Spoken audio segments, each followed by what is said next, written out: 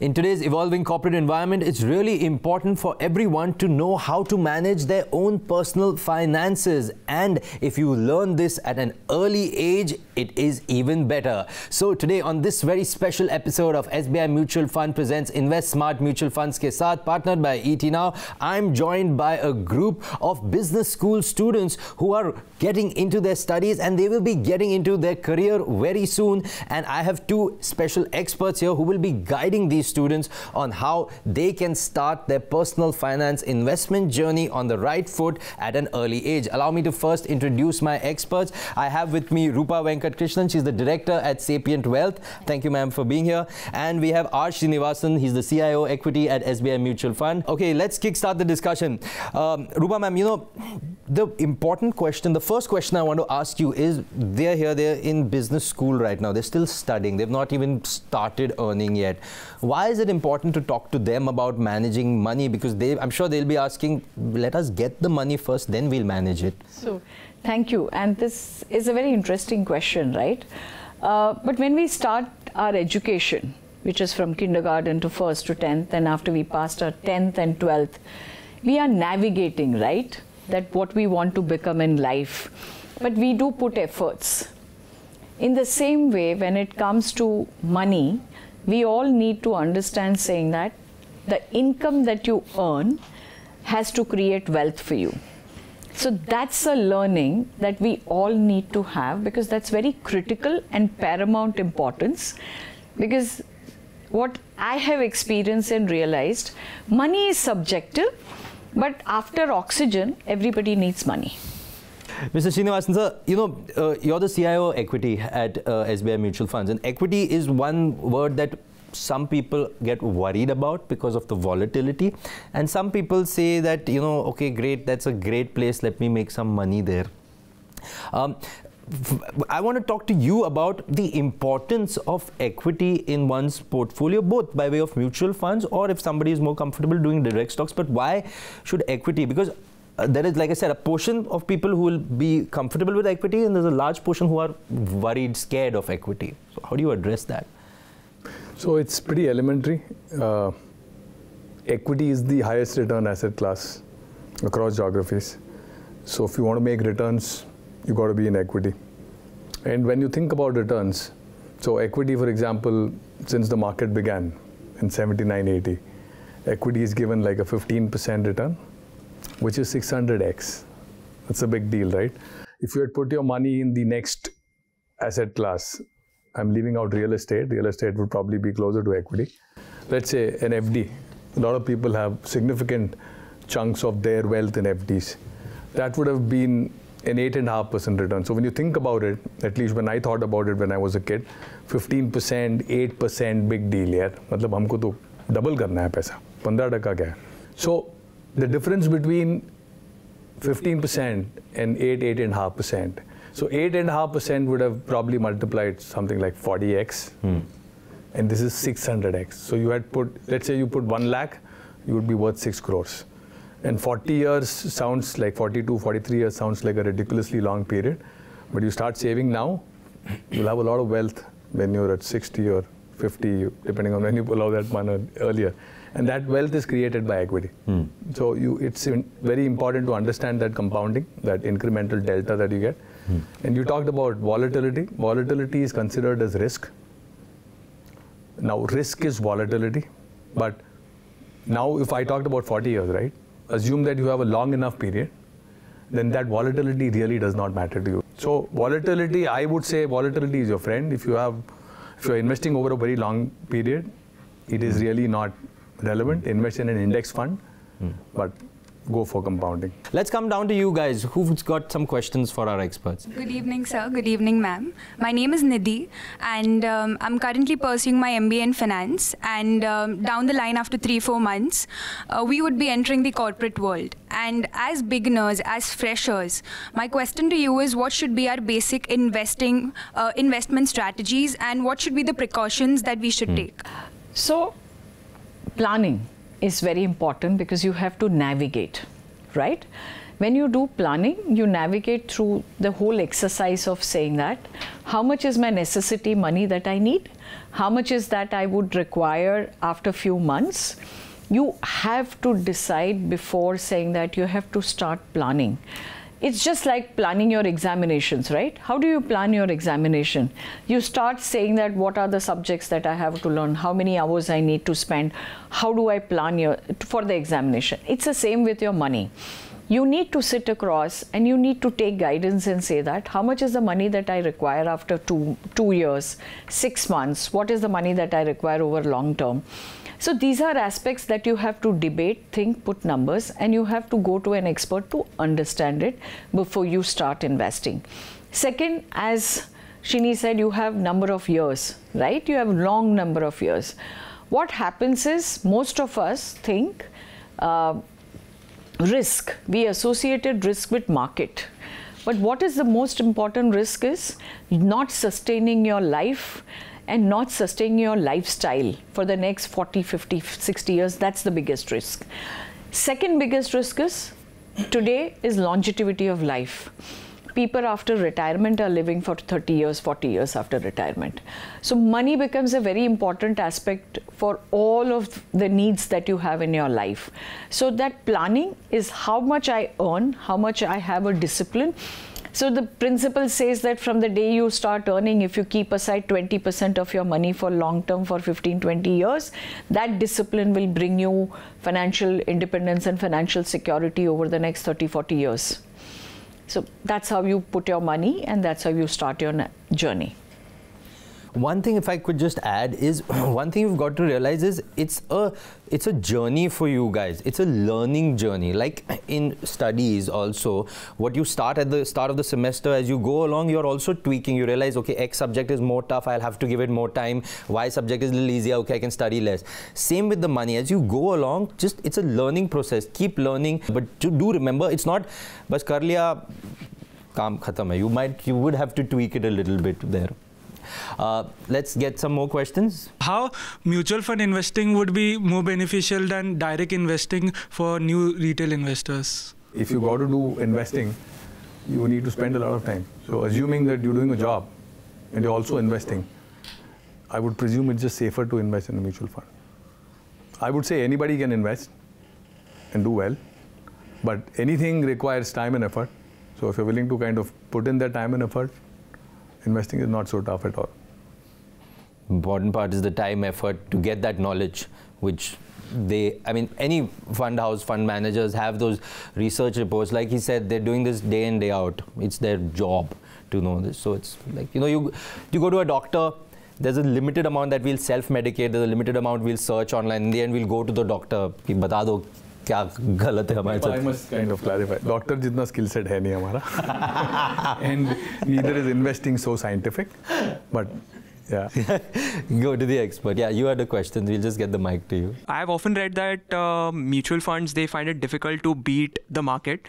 So as a retail investor, why shouldn't I go for, let's say, an index fund or an ETF? Yeah, if you believe they don't beat the market, you should definitely invest in index fund. That's not true. Over a longish period, mutual funds have beaten markets. It is possible they may not tomorrow. So if you hold that belief, and let me give you an example of what beating the market means in terms of the extent of compounding. So I told you, right, 15%, the 600x. So if you had like 1 lakh, 6 crores, right? Let's assume that mutual funds gave you a 2% excess return, which they have. Actually, they've given more than 2% excess returns. So if 15% is 17%, what would be that compounding be? It'll be 1200x. Which means 50% of your corpus at the end of the 42nd, 43rd year, whatever period we're talking about, is come from 2% out of 17%. So that's compounding. Again, it's a slightly complicated question because the large cap-ish funds have fewer options, so they tend to underperform. The smaller funds, for example, we run a small cap fund, which is up 12x in less than 10 years, which is a big deal of much. So if we continue with this, we'll be 100x in 20 years. That's a lot of money. Markets obviously haven't given you that much. But that's where sometimes there might be a little bit of greed, but a little bit of FOMO also, as they say, the fear of missing out, which we know of very well, the acronym. how do you kind of guide someone who would want, well, who gets a little bit like, oh God, that person is making so much, I'm missing out, because it's a lot of behavioral also. Think about some portion of your money which is invested kind of forever or for a very, very long time, right? Now, this money should not impact, your behavior should not impact your money. The way to think about it is, let's say your house is burglared, chori ho gaya, and he's taken off some jewelry or whatever, and you'll be sad for a month, 3 months, depending on the money that's gone, maybe 6 months, right? Then you come back to normal. Think about this as that money that is gone. And then when you have that mental framework, then the behavior doesn't impact that money. Put it in a folio that you're not going to check in terms of NAV. If you're not comfortable with investing in a active fund, mutual fund for example, put it in index fund. In fact, the very important point to what you said, more than 90% of returns are generated by the market. So just invest in an index fund. That money will compound. So the behavior need not impact that. Okay, right? Got it. And the other way to manage behavior is maybe you have like 10 to 30% of your savings in this debt pool, and then you have another maybe 70% in a fixed allocation. Like on your birthday, you just you decide your allocation. I think your allocation should be 100%. My allocation, I look pretty old, right? I'm 100% on equity. You guys should definitely be 100%. So let's assume you're like 70-30, right? 70 equity and 30 debt. Then if the equity market does well, 70 would have gone to 80, get it down to 70 on your birthday once in 3 years. And if markets have done badly, 70 has gone down to 60 or 50, go back to 70. So again, there is no behavioral impact on this. So this should comprise, I would say, 70% of what you save. Balance pay, you play around. So it doesn't matter even if your behavior impacts. So you'll make a lot of money. You'll feel like you're a superstar. And there'll be times when you lose a lot of money. But fortunately, there's not a lot of money you're playing on as a percentage of the savings. So that's one way I would think you would manage behavior. Yeah, very important point. So just you've got to kind of disconnect the emotions from the investing, get your goal in place and move towards that. Well, on that note, it's time for a very short break here on SBI Mutual Fund presents Invest Smart Mutual Funds ke Sath, partnered by ET Now. Don't go anywhere. We'll be right back.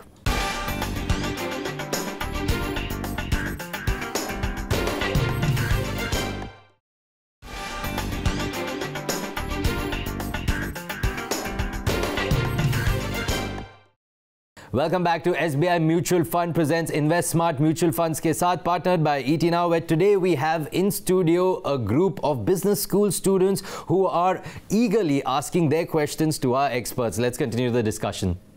Before I get to you, I just wanted to add one more bit also. Is one thing I would feel if I was in their place, I would be like, why are you guys asking me to invest? I want to spend my first salary. I want to buy a phone. I want to, I don't know, go out, just spend that, splurge. But you guys are saying first salary se hi paisa bachane lago. So how do you guide them on that? So we are all ambitious people, right? We all want to have the best of things in the world, but everything takes time. Did you become an MBA or B school students when you were in the 6th standard? No, it takes time, right? In the same way it's with investment. If you plan well, spend. We are not saying you cannot buy, but you have to afford it, or you don't have to spend beyond your means. So you have to have a plan, and you can achieve everything. It is just that when we come and say that, oh, I want to make fast money, it doesn't happen. So have your desires and aspirations, but for all of that you need to plan everything, and you can achieve everything under the sun. You can go to the moon too. Absolutely. Yeah. Yeah. Now you can. We had some question here. Yeah, ma'am, we'll come to you. My question is, what can be the future of mutual fund industry, and what we can expect new things in this industry? I think you will see the same evolution that's happened globally. So there are active funds. Active funds have largely underperformed globally. That will be the trend in India too as you go forward. There will be passive funds. Difference between active and passive is the expense ratio, which is meaningful again, right? So we charge like 2% on a regular scheme, 1% on a direct scheme. 1% is a big deal. 2% is obviously a big deal. I already told you about it. So I think passives will pick up. There are alternates, for example. And there'll be all kinds of, so we'll do all kinds of investing here. There'll be private equity, we'll offer private equity. Effectively, we'll become a asset management company who will manage all kind of pools. I don't know if that's an answer to your question, but. Okay, someone here, they want. My name is Amrapali Kshirsagar. My question is that many of us have student loans. So after graduation, how can we pay off the student loan efficiently? So obviously you have student loan and you have moratorium period to pay that, right? And from the time you start earning, you start saving a little bit, and every year make a plan saying that how much you can repay every year, so that you efficiently see that, you know, the interest rate cost is maintained and you see that the money is also growing, and then you pay off. So you need to have a plan which says that how much of your, so you will have to reduce your expenses. You know, first few years, if you have student loans, you will have to completely cut down your expenses. Once you cut down your expenses and say that how much you can save, see that your money grows in the next 3, 4, 5 years, and you start repaying. And I've seen a lot of students, if they do it in 4 to 5 years, they've been able to repay. But they cut down their needs, they cut down their expenses drastically. Once you do that in the initial part of your life, then it is much easier for you to survive. Yeah, this guy, you wanted to ask. So my question is, what are the common mistakes we can avoid while investing in mutual funds, and any of the myths you have come across? So the common myth is that I need 20 to 25% returns and I need fast money, correct? That's the biggest myth. And second mistake is saying that we don't have patience. Correct? Everyone wants, if everyone feels I have the money today, my money has to grow and it has to double. It doesn't happen. You need to have time and period. And I can share with you saying that in the last 20 years of my experience that I have been here, every fund manager, every fund style will go through a cycle in 4 to 5 years, because that's the way, that's the dynamics of the market. Correct? It's between large cap, mid cap, value style, growth style, everything. But we don't understand that. We feel equity is equity. So that's the myth which people have. So all of us need to understand saying that each category has its own time phase, where you are investing, how much you are investing. We should not go overboard, saying that if one sector is doing well, you should not put all your money. Asset allocation, it is so disciplinedly done. And all of these are very important things when you do investments. Don't get carried away. Fortunately or unfortunately, when it comes to investment, investment is not spoken in our drawing room on the dining tables. We don't speak about money with our friends. The only thing we speak with our friends is either where do you go and eat, which holiday did you go, which mobile you saw, which movie you saw. That's something we discuss, but we don't discuss about money, because money is a taboo in the society, right? Everyone feels the other person has more money than me, how can I ask? But you should ask, because unless and until you don't ask, unless and until you don't share, that's the biggest myth I find, saying that people don't ask about money, they don't come and speak about money, because you only need little sums of money to create large sums of wealth. That's very important for all of us to understand. It's not that you need large sums of money to create large sums of wealth. That's the biggest myth. Okay, great. So. Yeah, I have a long list of myths actually. I've done like 7 pieces on the myths. I can't like remember everything. One clear myth is that long-term investing always pays. It doesn't. There are a number of companies that have practically disappeared. So you lost all your money, right? So you have to track your investment. An index does that, by the way. Even if you're an index investor, see, it's not the same index. You look at the performance of an index, the index has changed significantly, right? So index has an algorithm to churn so that you're not, it has a survivorship bias, so it does not, the losers kind of automatically go out, right? And active guys try to do a better job. So the second one I think is market timing is a bad thing. Market timing makes you a lot of money. Why don't you time the markets? Not because it won't make you money, because you can lose a lot of money, because it's a low probability outcome. Why do you want to invest for a longer period? Because you bet on higher probability outcomes when you're betting longer on the strength of a business model, on earnings. So it's easier to predict earnings.